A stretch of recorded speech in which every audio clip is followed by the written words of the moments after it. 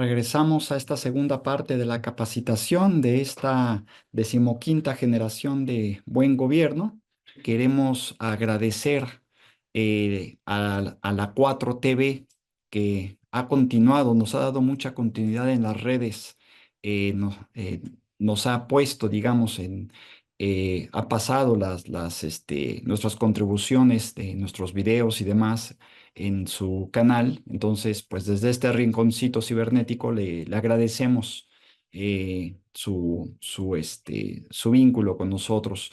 También a las redes en general del Instituto Nacional de Formación Política, tanto como a las redes mismas de nuestro programa de Buen Gobierno, pues les damos la bienvenida a esta segunda parte de esta sesión de la capacitación. Bien, em, pues bueno, quisiera presentar a nuestro muy querido amigo Carlos Viteri Gualinga. Él es ecuatoriano, antropólogo de formación, es el actual coordinador de capacitaciones del eje internacional del programa de Buen Gobierno del Instituto Nacional de Formación Política de Morena.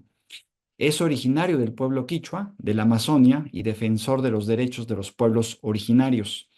Fue legislador nacional entre 2013 y 2017 y reelecto en 2017 al 2021.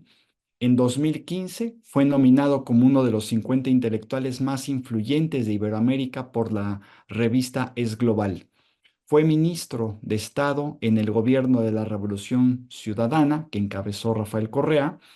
Trabajó en el Banco Interamericano de Desarrollo del 2002 al 2009. Fue impulsor del Estado Plurinacional Ecuatoriano. Desde 1993 propone y promueve el Summa Causai, que se traduce más o menos al castellano como vida en felicidad y armonía en la comunidad y con la naturaleza, como paradigma alternativo a la ideología del desarrollo.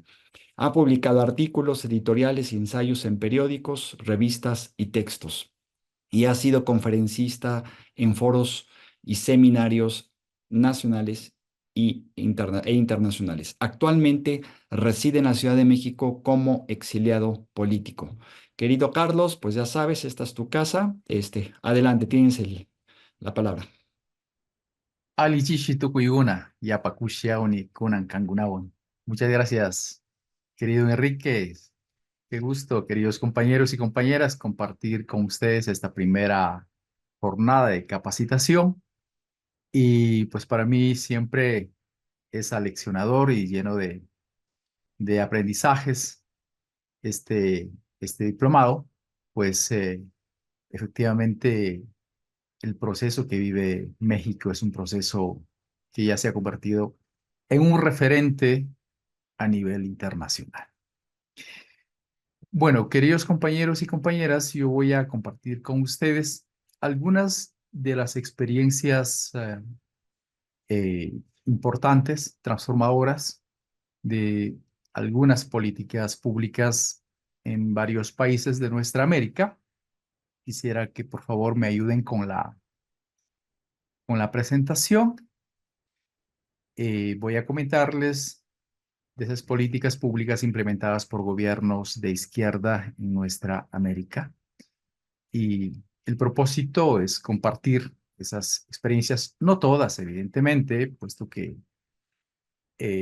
una de las características de los gobiernos progresistas es la enorme amplitud de políticas traducidas en resultados evidentes, traducidos en obras concretas que muchos de ellos son obras civiles, infraestructura, pero otras son políticas que transforman eh, las estructuras en el ámbito educativo, en el ámbito de la salud, en el ámbito de derechos, en fin, ¿no? Entonces, yo modestamente voy a comentar algunas muestras, una pincelada de algunos temas claves em, a fin de, a fin de hacer una conexión del proceso que se vive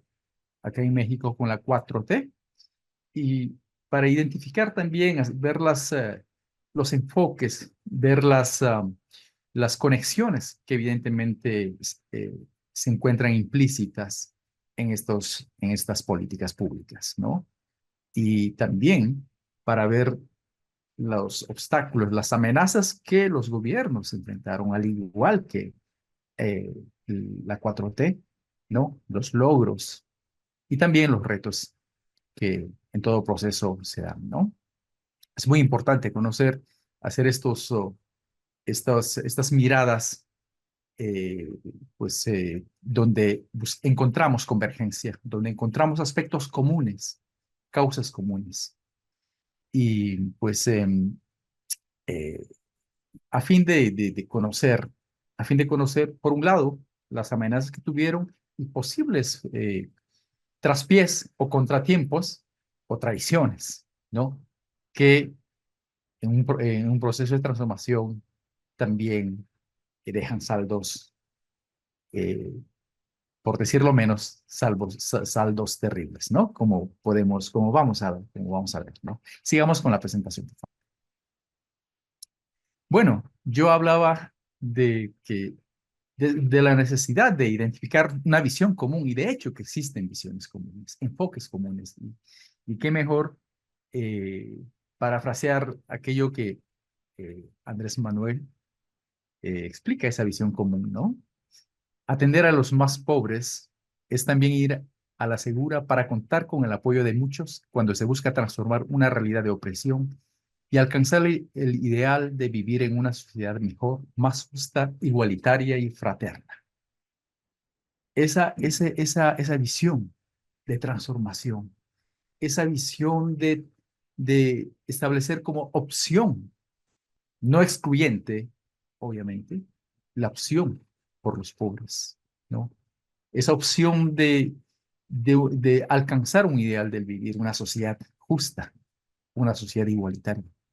Esa es la visión común que todos los procesos progresistas tienen y lo expresa, y está expresado aquí por el presidente Andrés Manuel, ¿no? Entonces, desde ya es importante hacer esta identificación porque si no, eh, tendemos, no es una regla, pero se tiende a mirar el proceso de un país, obviamente, pero uno vive en un país, pues y anhela lo mejor para el país de uno, ¿no? Pero sin embargo hay experiencias paralelas o experiencias que antes se dieron del cual podemos obtener lecciones, el cual nos pueden plantear, pues ofrecer elementos, ser referentes para nutrir, para fortalecer los procesos. Sigamos, por favor. Y bueno, como un breve antecedente, ustedes saben, pues hay un proceso muy interesante que hemos vivido, ¿no? Aquí no voy a referirme necesariamente a todos, como tampoco voy a referirme a Cuba, que es ese territorio libre desde 1959, cuya experiencia también es tan ejemplar en los logros, pero al mismo tiempo en términos de, de injusticia desde los poderes imperiales o desde el poder imperial, es algo absolutamente, es la víctima que no podemos tolerar, ¿no? A partir del bloqueo. Eh, y vamos a referirnos muy brevemente a una revista, ¿no? De este proceso, de lo que algunos llaman la primera ola progresista, ¿no? Y como todos sabemos, en Venezuela inicia este proceso en 1999 con la asunción al gobierno de Hugo Chávez. Y posteriormente tenemos a Argentina en el 2003 con Néstor Kirchner, en Brasil en el 2003 igualmente, con Lula, en Uruguay en el 2005 con Mujica, eh, pues, eh, y luego tenemos igualmente un proceso en Honduras con Manuel Zelaya, ¿no? Sabemos lo que pasó con Manuel Zelaya. En Bolivia en el 2006 con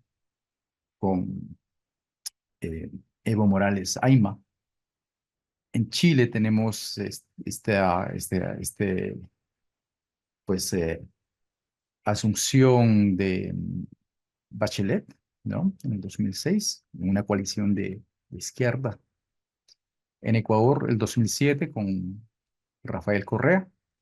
En Nicaragua, en el 2007, con Daniel Ortega. En Paraguay, con Lugo, en 2008. El Salvador, con FMLN, en el 2009. Sigamos, por favor. Y posteriormente, en el 2018, ¿no? Con México, que es un hito importante donde pues se define, se reconoce como el, el auge y el resurgimiento de la segunda ola progresista, ¿no? Así lo llaman algunos investigadores. Posteriormente tenemos en Argentina, pues tras el gobierno de derecha, de extrema derecha, de Macri, viene Fernández, Alfredo Fernández.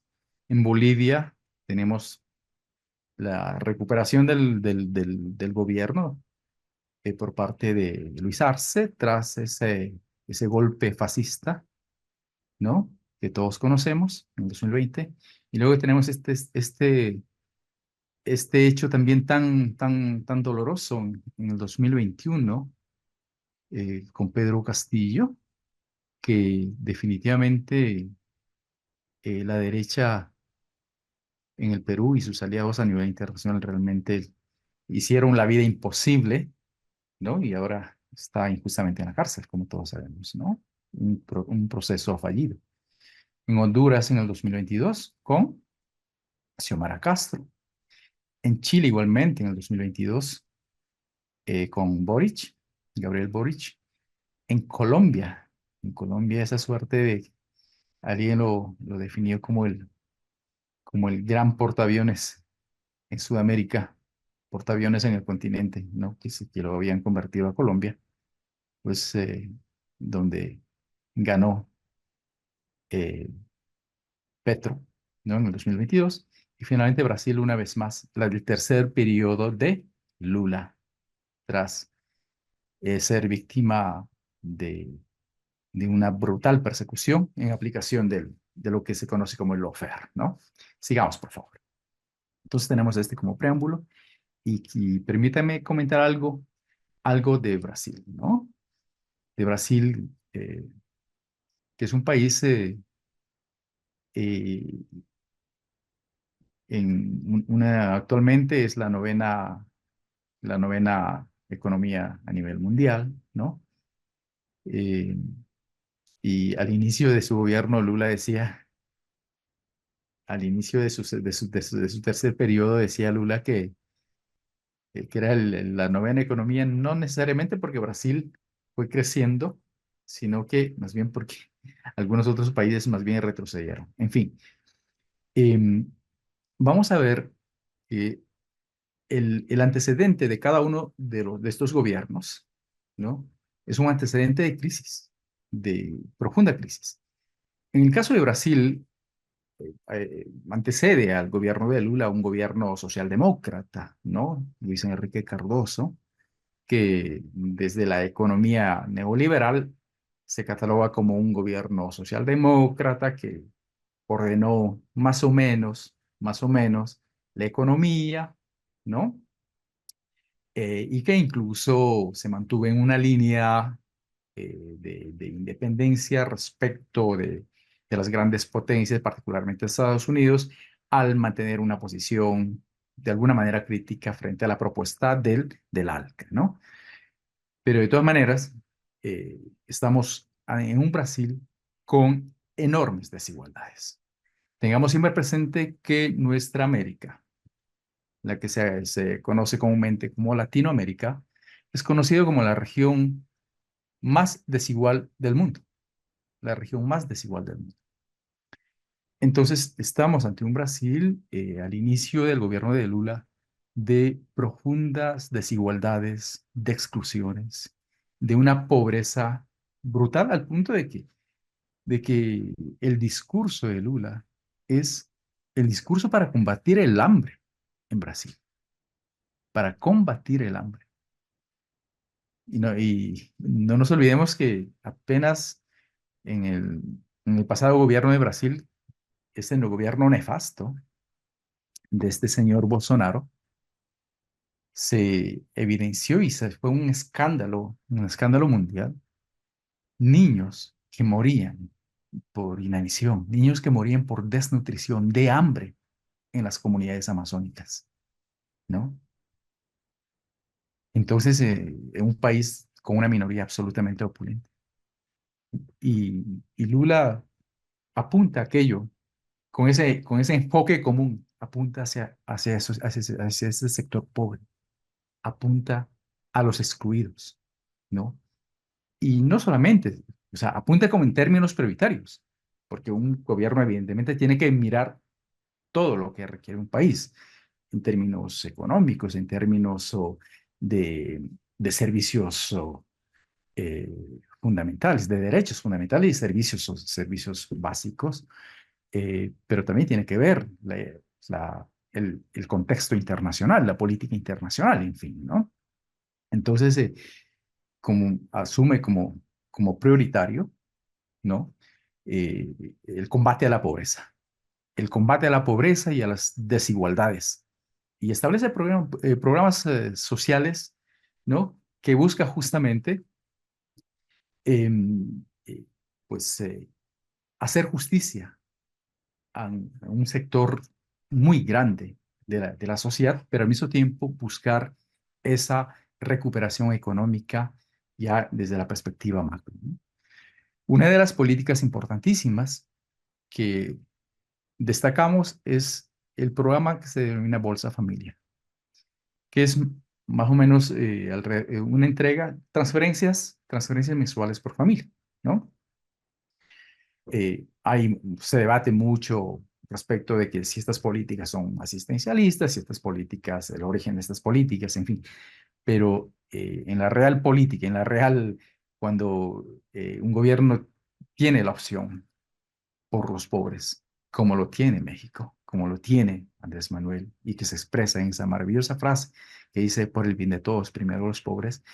Efectivamente, ese enfoque se aplica acá, aunque no se menciona ese enunciado, ese principio, ¿no? Entonces, eh, con este programa, las familias recibieron en esa época, ¿no? Ayudas económicas, entregar directamente, pero a las mujeres, ¿no? A las mujeres, que son, en realidad, en nuestra América, las que mueven los hogares, ¿no? Las que sostienen. Bueno, aparte de toda la injusticia y toda la violencia que sufren, ¿no? Entonces, y esta misma fórmula también se aplicó para programas de vivienda, ¿no? Un amplio programa de viviendas, distribución de tierras, em, y que en esa distribución de tierras donde los títulos, las escrituras se dieron también a nombre de las mujeres, que hay un problema de acceso de las mujeres a, a la tierra, por ejemplo, ¿no? El programa de energía para todos, ¿no? Luz, con costos accesibles para la gente por eh, por la falta de cobertura. La energía hoy es un derecho, no es un lujo. La alfabetización, ¿no? Entonces, son programas que han sido absolutamente exitosos. Y el éxito de esos programas no lo dice ningún activista de izquierda que sea del PT o que sea de algún partido de izquierda, de algún otro partido de izquierda de Brasil o de nuestra América, sino lo reconocen los mismos organismos mundiales, ¿no? Como el Banco Mundial, organizaciones de Naciones Unidas, ¿no? Entonces, esta bolsa familia benefició en el gobierno de Lula casi al 30% de la población. Estamos hablando de más de 52 millones de personas beneficiarias. Entonces, estamos hablando de un impacto enorme.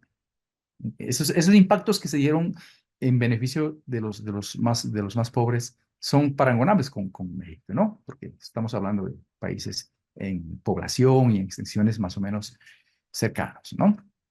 Y por otro lado, tenemos otro programa que se llama el ProUni, ante la exclusión educativa, ante las enormes barreras en el acceso a la universidad, a la educación superior, que es uno de los grandes problemas también de muchos países, ¿no? La exclusión educativa. Entonces, los créditos y financiamientos para el acceso a las universidades públicas y privadas a los estudiantes, y sin discriminación, ¿no? Eh, Financiamiento para la compra de vivienda, el programa Mi Casa, Mi Vida, la compra y construcción de casa propia, que es el ideal de toda persona, más aún cuando tiene familia, ¿no? La modificación de la mano de los créditos y el financiamiento y acceso a las universidades de personas de escasos recursos, también viene también el establecimiento de cuotas en el acceso para población indígena y población negra. Y saben, y ustedes saben que en Brasil está entre casi la primera, pero después de Nigeria, la mayor población negra o afrodescendiente en el mundo está en Brasil.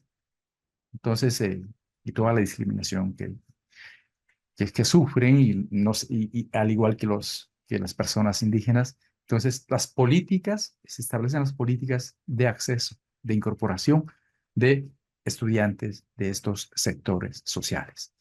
Y pues políticas de demarcación de tierras para los pueblos originarios, porque en el neoliberalismo, pues, el acaparamiento de tierras fue común, ¿no?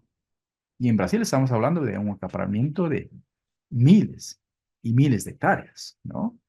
Para poderosos ganaderos, concesiones madereras, en fin, mineras. Entonces, pues, esa opción por los pobres, ¿no? Esa ubicación del Brasil en un contexto global de un gobierno que prioriza la inversión social para construir equidad, evidentemente fue reconocido, fue reconocido por todos a nivel mundial. Estamos hablando de 36 millones de personas que salieron de la pobreza en el Brasil, ¿no? Esos datos casi similar al de México. Si nosotros vemos los datos acá en México de este último sexenio, la reducción de la pobreza es sumamente un dato muy importante, ¿no? El aumento salarial, un aumento salarial que desde el 2013 al 2015, ¿no? Fue ininterrumpido. Un aumento salarial que pues fue ajustándose eh, conforme a a la inflación, ¿no? Lo que no ocurre, nunca ocurrió antes en gobiernos neoliberales, ¿no? Eso no ocurre. Estamos hablando posteriormente ya en el 2011, estamos hablando de la sexta economía, luego descendió aquello con, con Bolsonaro. La participación en los BRICS, que inicia justamente con la política de construcción de un mundo multipolar, ¿no? De un mundo multipolar, pues en donde están allí eh, Brasil, Rusia, la India, está China, está Sudáfrica, ¿no? Argentina parece que iba a ingresar, pero como ya sabemos, con Milei eso, eso quedó allí, ¿no? Y pues tenemos a un Lula, a un gobierno de izquierda eh, que impulsó activamente el fortalecimiento de la integración de Latinoamérica para la creación de Mercosur, la UNASUR, en fin, ¿no? Estamos hablando de una época de un proceso de integración juntamente con sus pares de izquierda, ¿no? Entonces, una época de amplio, de, de amplio movimiento en el sentido de donde la sociedad civil, la sociedad asume, los ciudadanos asumen un rol proactivo, pero sobre todo políticas de participación ciudadana sumamente amplias, fuertes, recuperación de derechos, ¿no? Transformación en materia de infraestructura vial, eh, donde las políticas fiscales, ¿no? Empiezan a, pues, dar resultados, se incrementan las recaudaciones porque quienes no pagaban antes, pues tienen que pagar. Es una característica de los gobiernos de izquierda, como ustedes bien saben, ¿no? Y pues todo eso le significó a Lula la persecución que tuvo, ¿no? Posteriormente, las traiciones que tuvo. Y es conocido, es muy conocida la frase de Lula que dice, nunca pensé que poner un plato de comida en la mesa de un pobre generaría tanto odio en una élite que tira toneladas de comida en la basura todos los días. Eso, aquello que dice Lula parece que aplica a muchos de nuestros países, por no decir a todos, ¿no?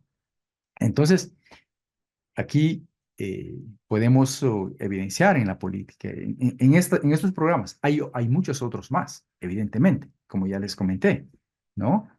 Pues tiene que ver en programas en políticas en materia energética, ¿no? En materia petrolera, en materia de comunicaciones, ¿no?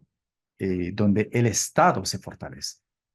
El Estado se fortalece y empieza a regular, que es otra de las características muy importantes, aparte de esta visión de justicia, esta visión de construir, de combatir la desigualdad, de combatir el racismo, de buscar igualdad, ¿no?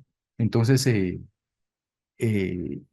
en Brasil, estos programas, Bolsa Familia, por ejemplo, todos los temas que tienen que ver también con la transferencia, ahora han sido replanteados, ¿no? Junto con la nueva agenda de la actual política, de la actual agenda de gobierno de Lula, ¿no? Entonces, vuelven a tener recuperación, ¿no? Y la gente empieza a mejorar su economía, baja el desempleo, es decir, vuelve el Brasil del buen gobierno en la actualidad. Con base en estos programas hoy por hoy son parte del nuevo gobierno. Obviamente, la agenda implica otras cosas.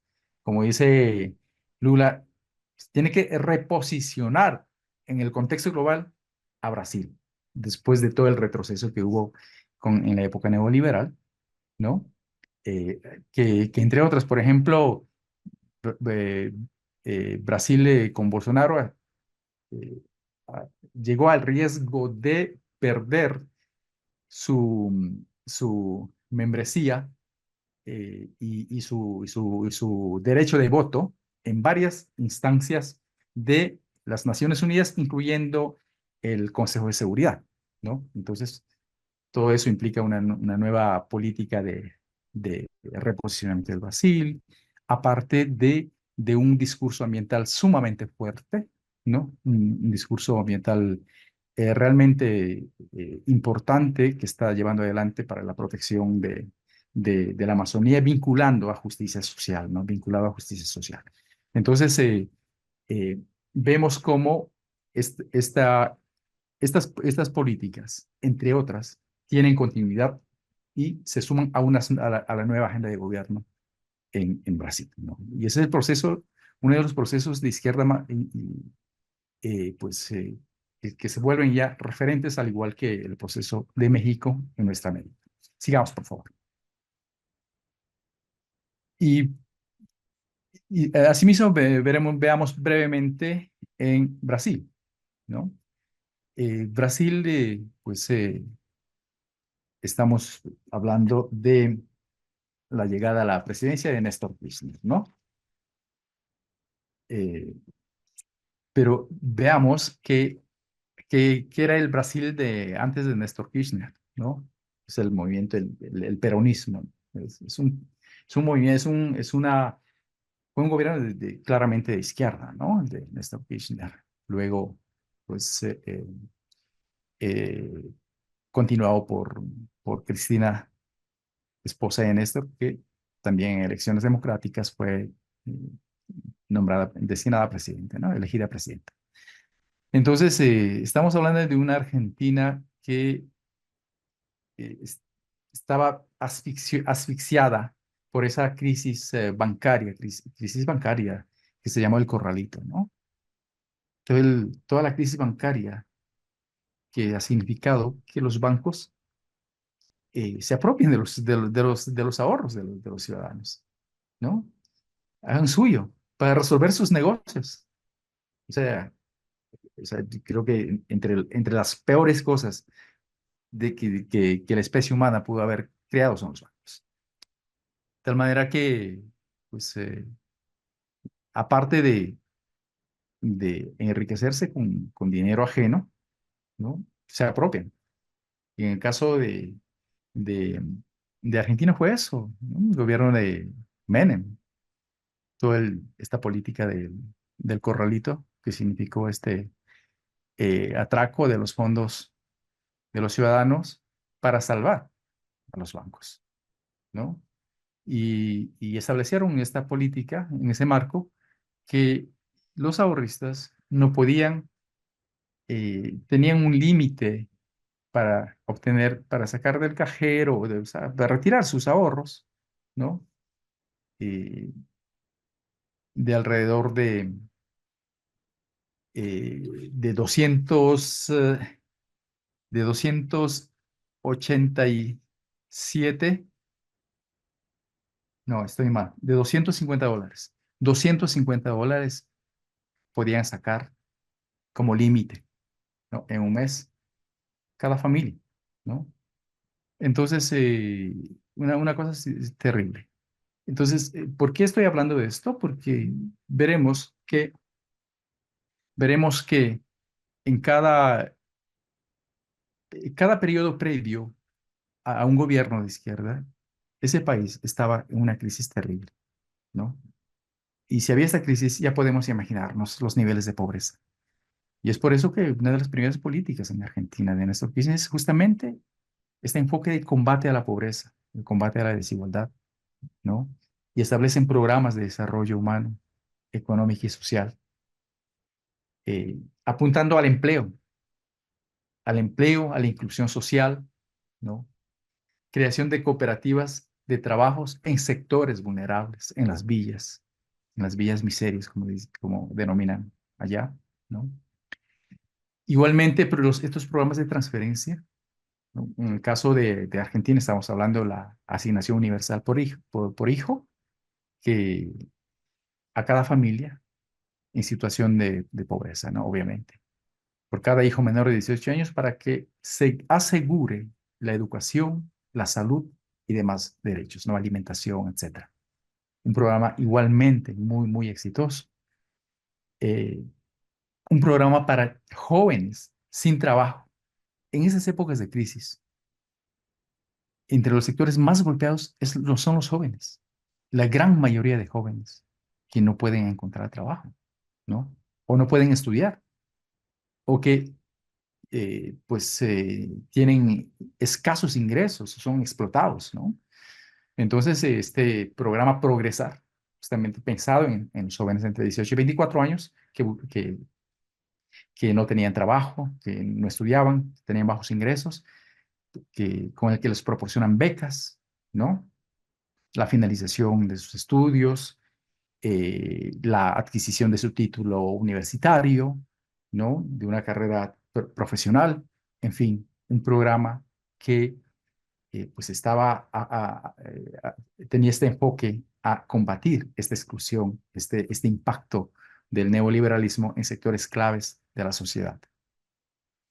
Y estamos hablando de que en el gobierno de Néstor y posteriormente Cristina, o sea, una reducción de la pobreza del 54% al 6,2%. Toda la cobertura de las jubilaciones de las políticas para personas adultas mayores, ¿no? Estamos hablando alrededor del 90%. Em, y por otro lado, eh, en el 2003, el famoso PIB, que les gusta hablar mucho a los economistas y a los, o, a los que manejan la econometría, eh, en el 2003 el PIB de Argentina fue de 127.000 millones, ¿no? Pero en el 2007, a la salida de Néstor Kirchner, era de 287.000 millones. Así de simple. O sea, mucho más del doble. Entonces, este es lo que son los logros de un gobierno progresista, un gobierno de izquierda. Impulsó, eh, impulsó la creación de UNASUR, el Mercosur, ¿no? Todo el tema de la renegociación de la deuda externa, todos los gobiernos de izquierda renegociaron la deuda externa con el Fondo Monetario Internacional. El fortalecimiento del Estado y lo público. En los gobiernos de Néstor Kirchner y Cristina, la clase media aumentó del 9.3 millones a 18.6 millones, que es más de 9.3 millones de personas, es decir, un 25% de la población de Argentina en la época de 40 millones, ¿no? Entonces, impactos transformadores, construcción, si bien no se erradica la pobreza, pero las brechas se reducen drásticamente, dramáticamente por estas políticas. Y ojo, acá, acá en México hay esas políticas. Ustedes lo saben perfectamente, ¿no? Entonces, son políticas que tienen un profundo sentido humano, un profundo sentido solidario, un profundo compromiso para construir un buen vivir para la gente, pero sobre todo para la gente más excluida, más humilde. Esa es la visión, ese es el enfoque de un gobierno de izquierda, como podemos ver. Sigamos, por favor. Y dicho sea de paso, a nivel de política internacional, no nos olvidemos el, la cumbre del Mar del Plata en, en 1996, en donde los gobiernos de América Latina, estaba allí Néstor Kirchner, estaba Lula, Chávez, Correa, en fin, Evo, etcétera, eh, Mujica, pues allí pararon las intenciones del gobierno norteamericano de suscribir el ALCA, el área de libre comercio para para nuestra América, ¿no? Entonces, fue una reafirmación de soberanía y una reafirmación, un posicionamiento firme contra políticas injerencistas y políticas alineadas a los intereses de Washington. Bueno, Bolivia, este país que tuvo como antecedente un país tratado a la patada, no se puede decir de otra manera, ¿no? No es que los otros fueron distintos, igualmente. Estamos hablando de un país que también venía de golpes tras golpes, de Estado, me refiero, ¿no? Antecedida por gobiernos de neoliberales, pero súper, pues, realmente radicales, neoliberales radicales, ¿no? Que sí, representaban a esa élite minoritaria, élite blanca, obviamente, ¿no? Bolivia hasta hace no mucho tenía una suerte de apartheid en la ciudad de La Paz, ¿no? Que tenía una suerte de muro a donde no podían irse los originarios, imagínense, a no ser de que sean empleados o empleadas, entiendas esclavos o esclavas, ¿no? De esas minorías. Y el que antecede, el gobierno que antecede en Bolivia es Mesa, ¿no? Mesa que gobernó con alguien que era más gringo que boliviano. O sea, no tengo nada en contra de los gringos por el hecho de que sean gringos, ¿no? No, este señor era un político, era era alguien que vivía en Estados Unidos, defendía los intereses de las élites de Bolivia y obviamente como no vivía en Bolivia, defendía los intereses del país donde vivía. Un señor que hablaba el castellano con un acento muy gringo, ¿no? Gonzalo Sánchez de Lozada. En fin, pues, y llega Evo que igualmente fue un tipo, pues, fue acusado de tantas cosas. Imagínense si Lula tuvo, antes de ser presidente, una de las mayores acusaciones de Lula era que era un obrero metalúrgico, ¿no? Y no había terminado o sea, no tenía título universitario, no tenía educación universitaria. Y a Evo ya pueden imaginarse todas las acusaciones. Llega al gobierno, pues allí el enfoque igualmente, el combate a la pobreza y, como no puede ser de otra manera, el reconocimiento de los pueblos originarios, ¿no? Y transforma mediante una asamblea constituyente esa Bolivia monocultural, esa Bolivia donde la colonialidad era una suerte o sea, del pan de cada día, ¿no? Pues, declara el Estado plurinacional de Bolivia, con todo lo que aquello implica, desde un enfoque de inclusión social en todo sentido, pues, y impulsa el establecimiento de una paridad en los cargos parlamentarios, el incremento dramático del salario mínimo, ¿no? De 80 a $320. Derechos laborales, pues la nacionalización de los hidrocarburos, ¿no? Particularmente el gas, como sabemos, particularmente el gas. La declaración del agua como un derecho humano, prohibido constitucionalmente a la privatización. Se llevó, este, impulsó fuertemente la integración, ¿no? En términos de recursos hidrocarburíferos, recursos estratégicos, ¿no? En 1996 se establece la nacionalización.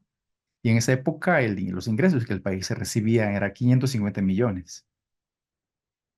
Al año siguiente de la nacionalización, ese presupuesto, ese ingreso se cuadriplica,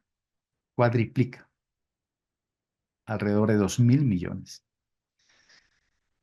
Y por otro lado, impulsa la ley comunitaria de reforma agraria, ¿no? Para la distribución de las tierras a la gente, a comunidades originarias que no tenían tierras.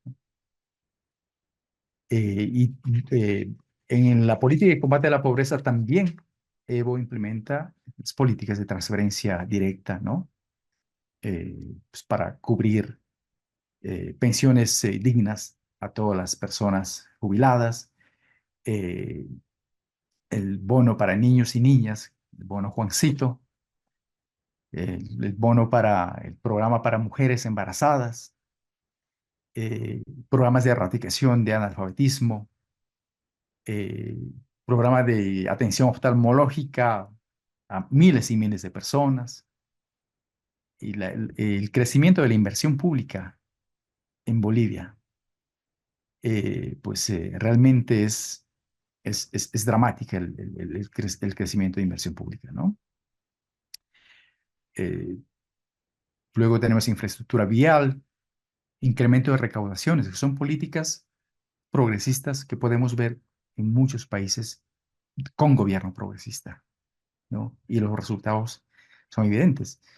O sea, Bolivia tuvo un crecimiento económico desde el enfoque monetarista de 4,8% entre el 2006 y el 2012. Era de los países con un crecimiento más estable y entre los más altos de nuestra América, ¿no?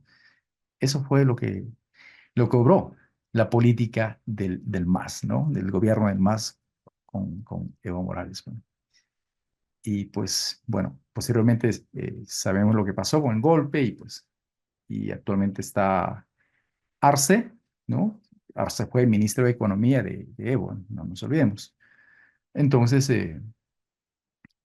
pues allí aparte de las discrepancias internas que hoy por hoy tienen allá, ¿no? Y que, bueno, por ahí apareció también ese hecho terrible de amenaza de golpe, pues, de este general despistado. Pero en fin, bueno, Bolivia sigue la línea establecida, ¿no? De Poreo, ¿no? Y bueno, pues, y sin duda, Bolivia, después del gobierno del MAS, ahora sigue el gobierno del MAS, nunca, sin duda, nunca volverá a ser la Bolivia de las élites racistas que gobernaron siempre, ¿no? Sigamos, por favor. Tenemos acá en Ecuador, igualmente, un país que previo a la llegada del gobierno, por favor, Enrique, ¿aún me quedan unos minutos?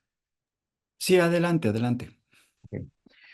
En Ecuador, tras la llegada de Rafael Correa, antes de la llegada, mejor dicho, por ejemplo, entre 10 años antes, entre 1996 y el 2006, Correa llega el 2007.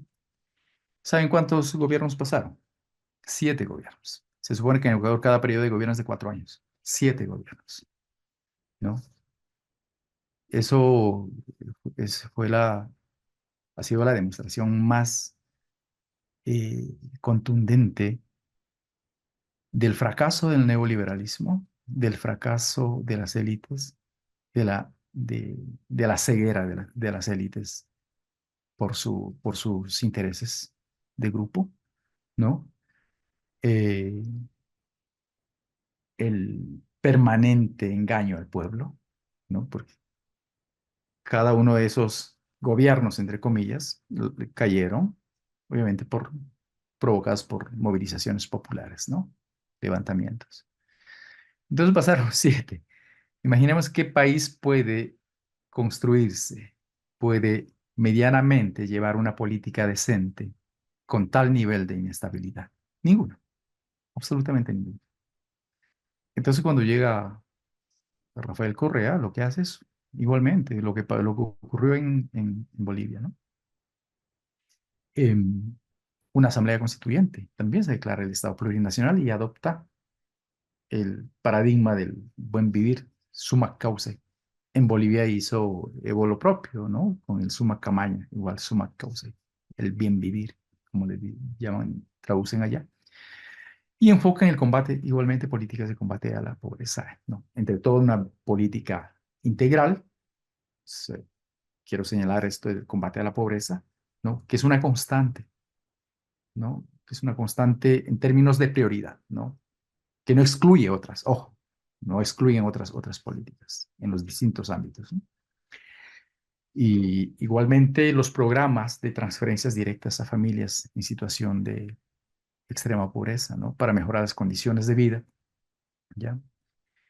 Incremento en educación, Ecuador tenía, antes del gobierno de la Revolución Ciudadana, Ecuador era considerado uno de los sistemas educativos, si no el sistema educativo, el peor de América Latina.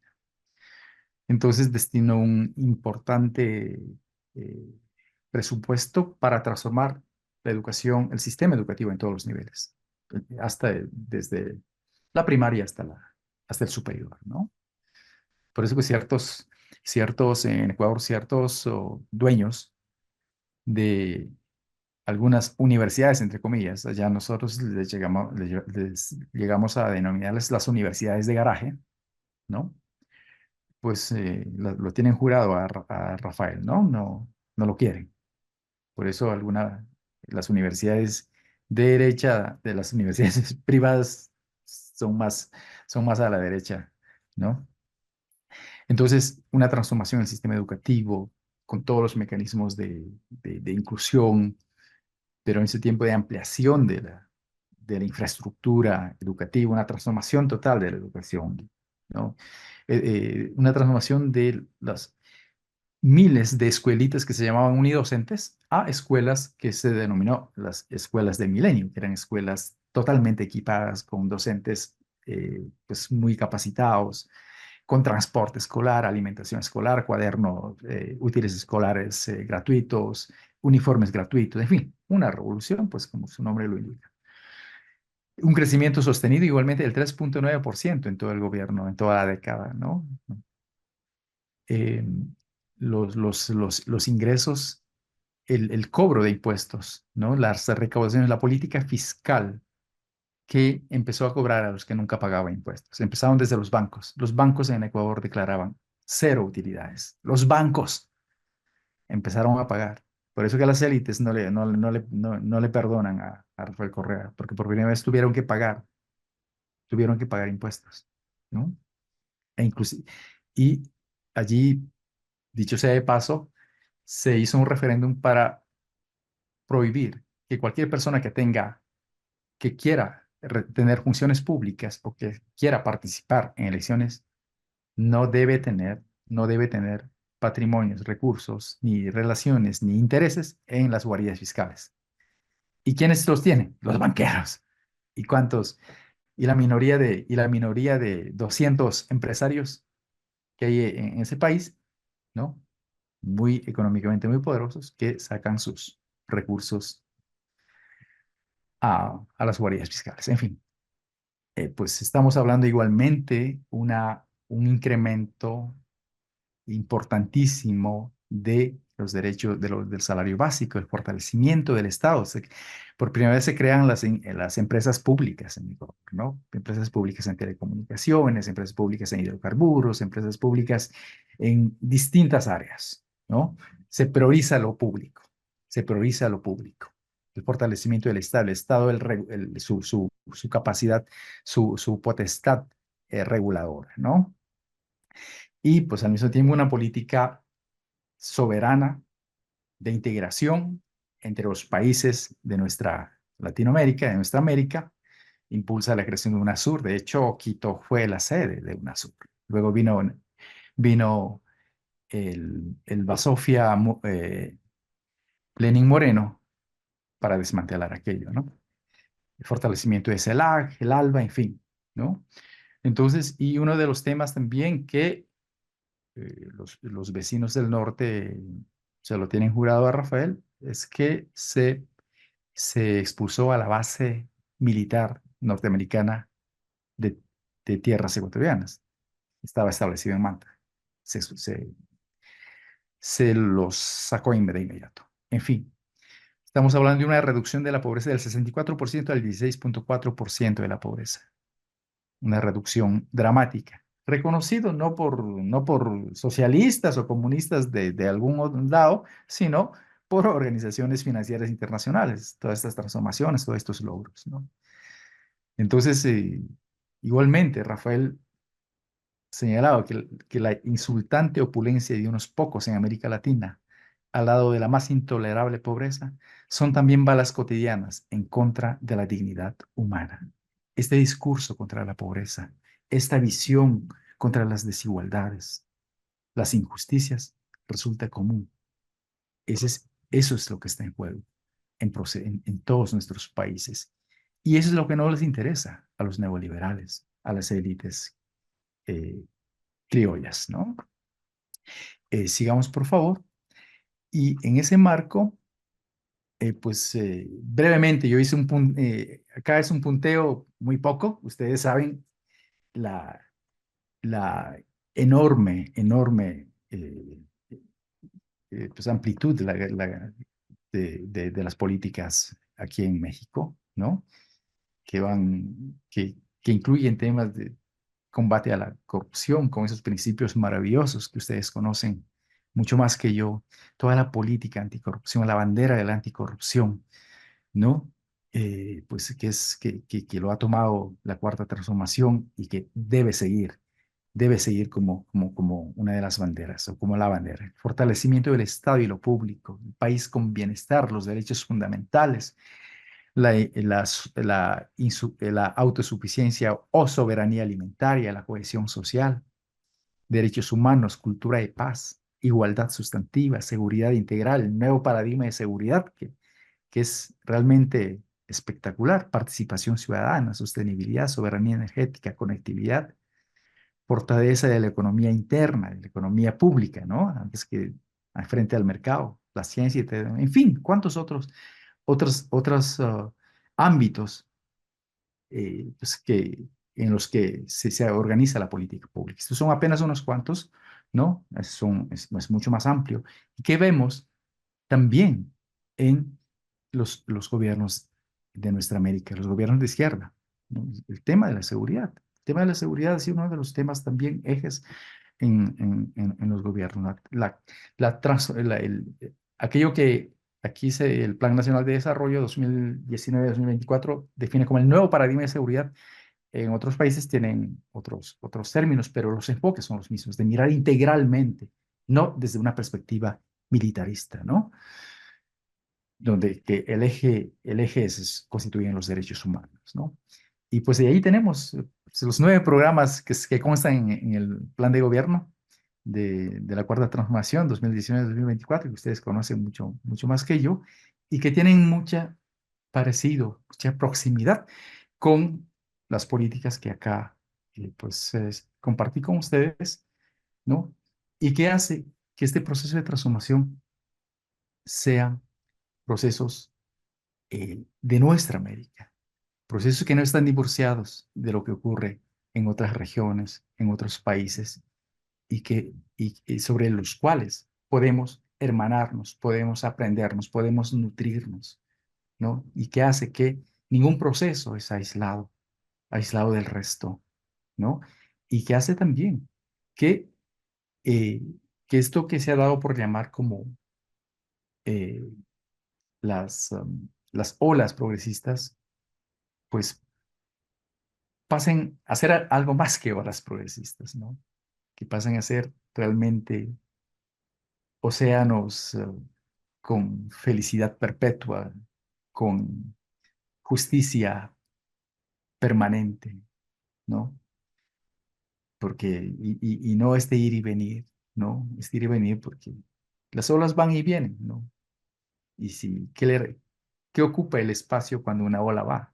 ¿Quién ocupa?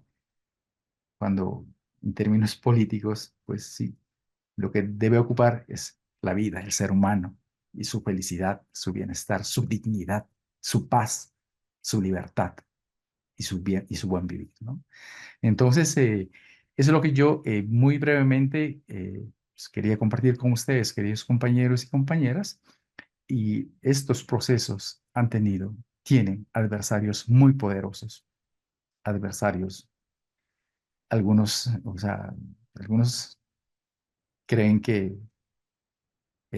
nosotros somos sus enemigos. Obviamente, porque si un gobierno opta por la gran mayoría, opta por los más vulnerables, por los pobres, alguien va a resultar afectado. No puedes contentar a todos, porque aquella política del querer contentar a todos es hacer nada. Los cambios siempre van a afectar a alguien, ¿no? Y no es que con las transformaciones, con las políticas de izquierda, las élites dejan de ser tales. No, no es que quiebran, de ninguna manera. Y yo les aseguro a ustedes que en los procesos de transformación con gobiernos progresistas, como el gobierno del humanismo mexicano en México, como el gobierno del MAS o el gobierno de Lula, las élites tienen mayores ingresos. Aparte de que ahí sí pagan impuestos. ¿Por qué razón? Porque hay seguridad, porque hay estabilidad, porque tienen mayores inversiones, porque es un país con estabilidad. Obviamente, es un país donde internacionalmente quienes quieren invertir cumpliendo las reglas del país, lo hacen, ¿no? El pueblo y dentro del pueblo los sectores más empobrecidos mejoran su condición económica. Muchos salen de esa condición. Entonces, tienen recursos para poder pues, comprar los bienes que necesitan. Entonces la economía incrementa, se mueve. Entonces, es una falacia aquello de que las élites no pueden convivir o que se ven afectados sus intereses, sus ganancias, desde esa lectura libertaria, ¿no? ¿Por qué voy a compartir el producto de mis sacrificios con quienes no hacen nada, con quienes son mantenidos, ¿no? O sea, eso pierde sentido. Si no veamos, si no veamos cuál es la situación qué pasó con Macri en Argentina, o qué está pasando ahora mismo en Argentina con Milei, ¿no? Todos los salarios por los suelos, despidos masivos, o sea, incremento de la pobreza, la gente que pasó a ser clase media, luego retrocede. ¿Qué pasa en Ecuador? Esa situación, esa tragedia es realmente intolerable, vergonzosa que pasa en mi país, de de una élite enceguecida y vasalla de la estrategia norteamericana, ¿no? A, dedicada 24/7, ya por 7 años. Es el séptimo año ya que llevan en esa misión de descorreizar el país.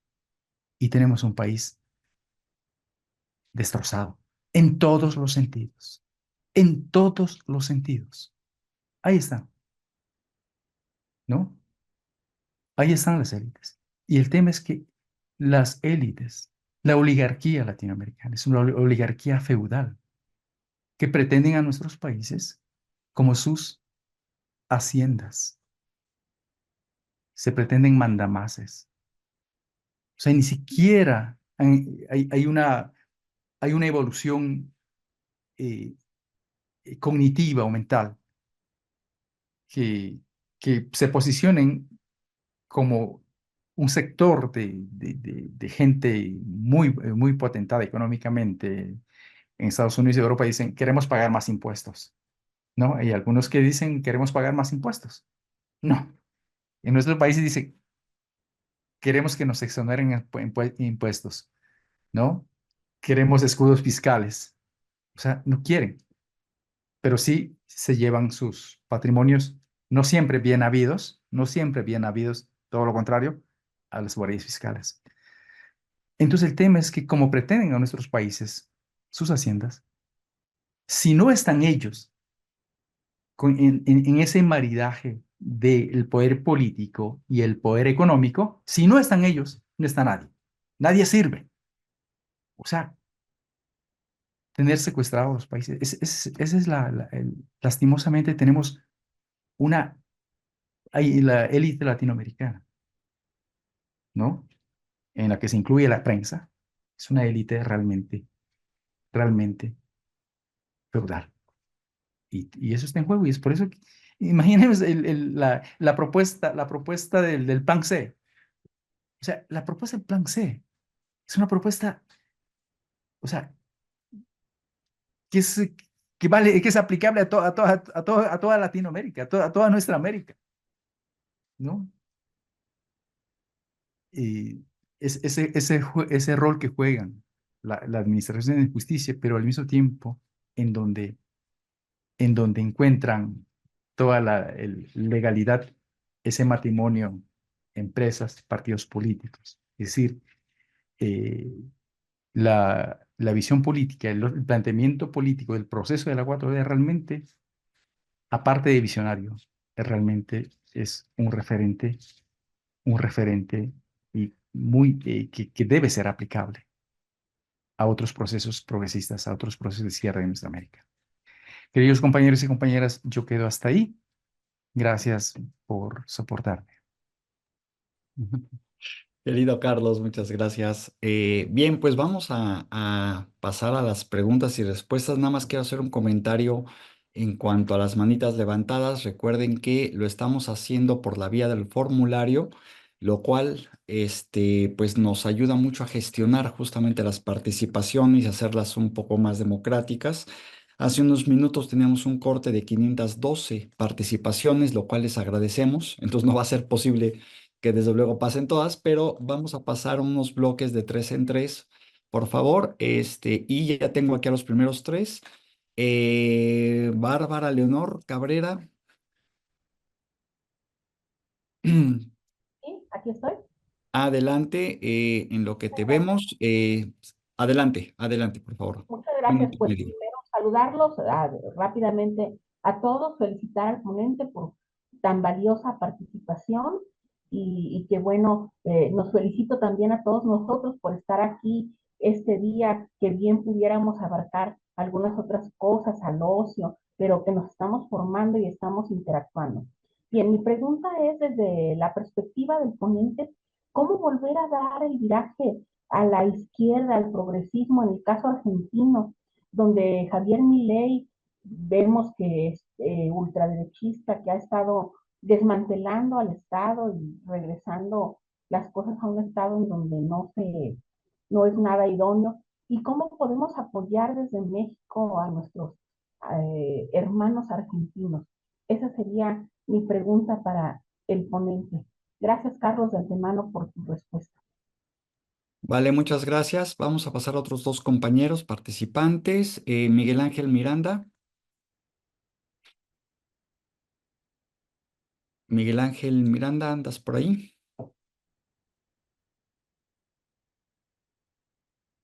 No sé si me escuchen. Ah, ¿se te escucha bien? En algún Primero, momento te vemos. Ya estás aquí. Va, adelante. ok, quiero pedir unas disculpas por tener apagado la cámara porque se me alenta un poco el internet. Pero bueno, la pregunta que yo realicé fue en relación a los gobiernos de América del Sur de izquierda, de qué manera ellos que contrarrestaron los ataques por parte de los medios informativos, tanto de la tele, de radio, de igual manera con los poderes fácticos de dichos gobiernos. Es cuanto de mi pregunta. Vale, muchas gracias. Una última participación corre a cargo de Patricia Tamayo. Patricia de la Encarnación Tamayo. Sí, ¿Andas por aquí ahí? estoy, gracias. Adelante, adelante. Sí, de alguna manera se me conectó la pregunta de qué papel juega la educación pública en incrementar más que la ideología, la filosofía, el humanismo y comparado a los otros países, ya decía esta excelente presentación, que qué pasa entre ola y ola. Entonces ahí yo decía, es lo mismo, ¿no? No sé, como que el gran sueño, también lo dijo este gran compañero Carlos Viteri, que el plan C, por ejemplo, para toda América Latina. O sea, si no se puede sostener entre ola y ola, ¿qué aporte está haciendo la educación, no? No sé, sueño en un México con una unión de la SEP, no sé, se me ocurre desde el uniforme, o sea, ¿qué han hecho las izquierdas para de veras inyectar el amor, el humanismo, ¿no? Y valorar en este caso México, ¿no? El sueño de seguir los pisos de la 4T. Gracias. Vale, muchas gracias. Carlos, te regresamos el micrófono. Muchas gracias. A ver, vamos con la pregunta de Bárbara. ¿Cómo, eh, cómo volver el viraje, ¿no? A la izquierda en países como Argentina? Yo comparo la situación de Argentina bastante cercano, con algunas similitudes al caso ecuatoriano, ¿no? En Argentina, em, tras el gobierno de Macri y de Cristina Fernández, vino, por un lado, Macri, ¿no? Vino Macri. Em, y fue porque eh, en el periodo de Cristina hubo algunos periodos de recesión, ¿no? 2016, por ejemplo, hubo una recesión internacional muy fuerte, ¿no? Nuestros países, como se sabe, eh, si hay una recesión a nivel internacional, ¿no? También resultan afectados, ¿no?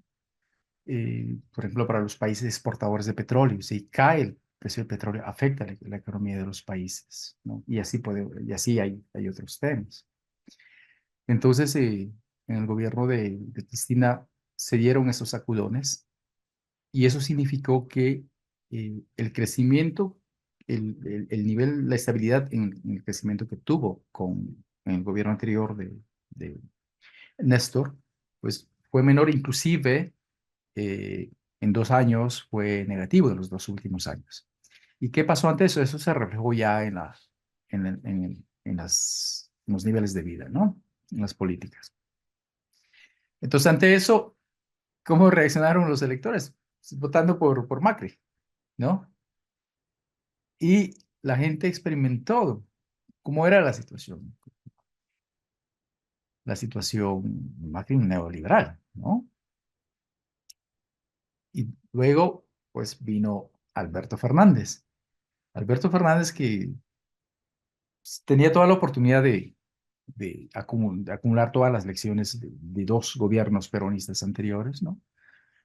Y de impulsar. Bueno, se puede decir una serie de justificativos. Bueno, el, el COVID, etcétera.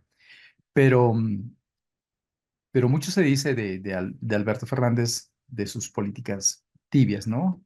Y bueno, allí inclusive luego hubo una ruptura, parece que todavía se mantiene entre Cristina y Alberto Fernández. Cristina era vicepresidenta, no se olvide. En todo caso, pues esa situación hace que, y aplicando una política más neoliberal que una política progresista en materia económica, pues viene este Macri, ¿no? El que es el primer o de los pocos, si no el único, eh, gobiernos que abiertamente dicen que va a gobernar contra el Estado. Él dice, voy a destruir el Estado. O sea, más libertario que él. ¿Quién no? Entonces, y ahí están las consecuencias. O sea, la situación de Argentina es igualmente es dramática, ¿no? Ustedes han podido ver las movilizaciones que han existido. Por ahí dicen, yo casi no, a veces me resisto, y a veces cuando dicen que cada pueblo se merece el gobierno que tiene, puede ser, puede ser así, eh, pero ningún pueblo, ningún país se merece traiciones, ningún país se merece pues descender su nivel de vida, pasar a situaciones de pobreza, vivir situaciones de desigualdades, volver a sentir inseguridad, perder el empleo, ¿no? No tener posibilidades de seguir estudiando o pues sentir que su familia ya tiene que, como dicen comúnmente, de ajustarse los cinturones, etcétera, etcétera, ¿no? De privarse de cosas fundamentales. O sea, entonces, a veces los medios de comunicación tienen un poder de manipulación terrible, terrible. O sea, estos medios de comunicación actualmente es el actual opio del pueblo. Llámese televisión, llámese prensa escrita, e inclusive ahora están también en los medios digitales, ¿no? Entonces, yo creo que depende de muchos factores, ¿no? Depende de muchos factores. En términos internacionales, yo creo que la posibilidad de que se difunda, se conozcan las acciones del mal gobierno que se ejercen en ese país y en cualquier otro país, por ejemplo, el caso de Ecuador, deben ser denunciadas, deben ser conocidas, o sea, lo más ampliamente posible, ¿no? Eh, este, y creo que eso es algo que no les conviene a estos gobiernos fascistas, ¿no? Esos gobiernos de extrema derecha. Entonces, creo que ese es un aspecto para contrarrestar el relato único que en cambio ellos a su vez impulsan, ¿no? Y lo otro es igualmente apelar a la conciencia crítica de la gente, ¿no? O sea, yo digo, ¿por qué se parece un poco al Ecuador? El Ecuador en 10 años Ecuador pues tuvo los mejores salarios, ¿no? Los mejores salarios, la policía, los profesores, el trabajador. Por primera vez, las personas trabajadoras del hogar, antes de la Revolución Ciudadana, eran prácticamente esclavos y esclavas, ¿no? Por ley fueron reconocidos el pago de salarios y la afiliación al seguro, ¿no? Entonces, transformaciones de ese tipo, ¿no? eh, Luz. Antes de la Revolución Ciudadana, la luz en Ecuador, habían apagones de 9 horas diarias. Ecuador en la Revolución Ciudadana construyó como 9 centrales hidroeléctricas y empezó a exportar petróleo, energía. Actualmente igual está en la época de apagones, carreteras totalmente destrozadas. Es decir, y la violencia que fue en la Revolución Ciudadana de 5,6 por 6 muertes por 100.000 habitantes, hoy está llegando a los 50 por cada 100.000, ahora mismo. Y están 2 ciudades ecuatorianas entre las más peligrosas del mundo. O sea, la gente está evidenciando aquello, pero tienes un relato único al cual cierran fuerza los grandes medios de comunicación, ¿no? Para mostrar una imagen distinta. Entonces, y lo paradójico es que en 7 años no ha habido una obra pública, en el caso de Ecuador, y pese a ello, siguen los medios incidiendo en la percepción de la gente.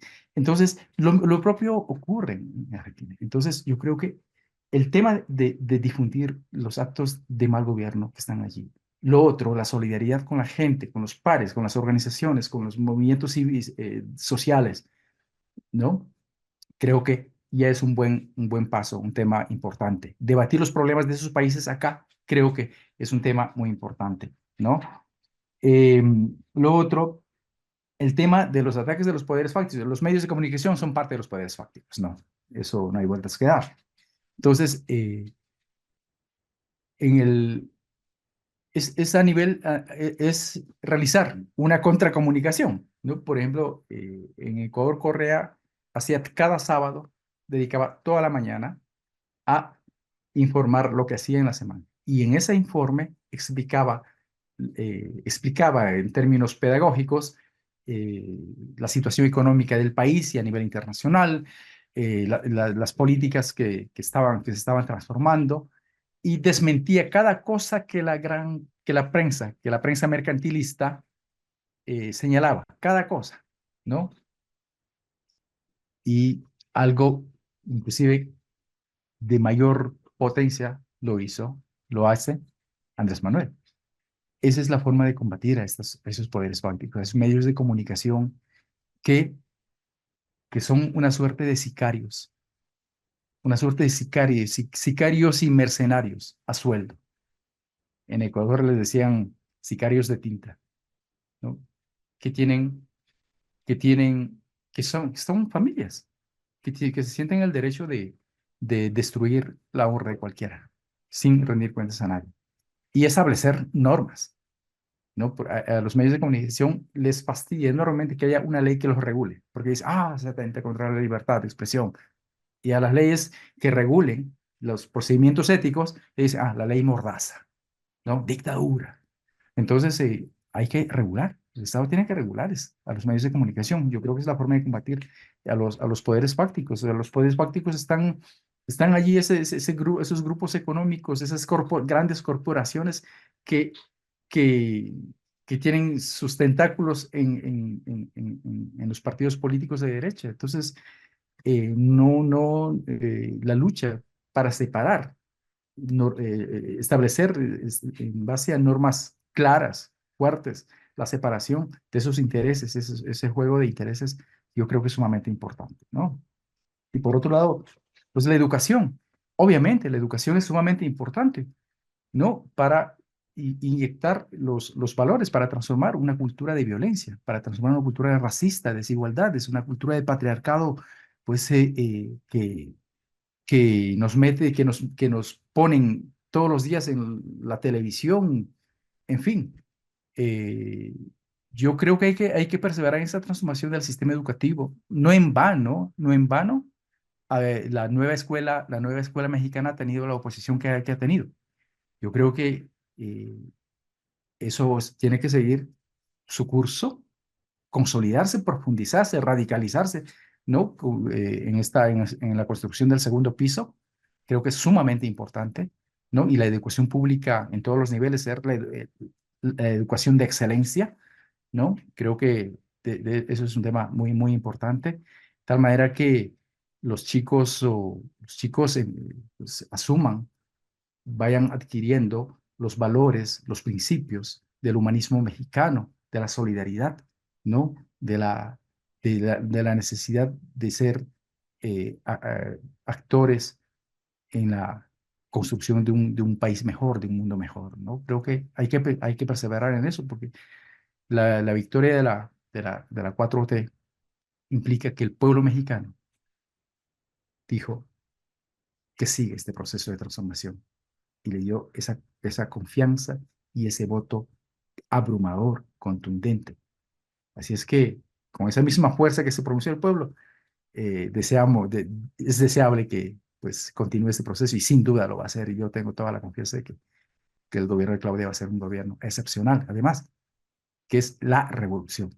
No solo porque es el segundo piso, sino porque es una revolución que empieza Andrés Manuel, pero un elemento fundamental para este repunte de la revolución. Es una mujer, es una mujer, ¿no? Y por eso es que este proceso eh, se vive una revolución maravillosa. Gracias.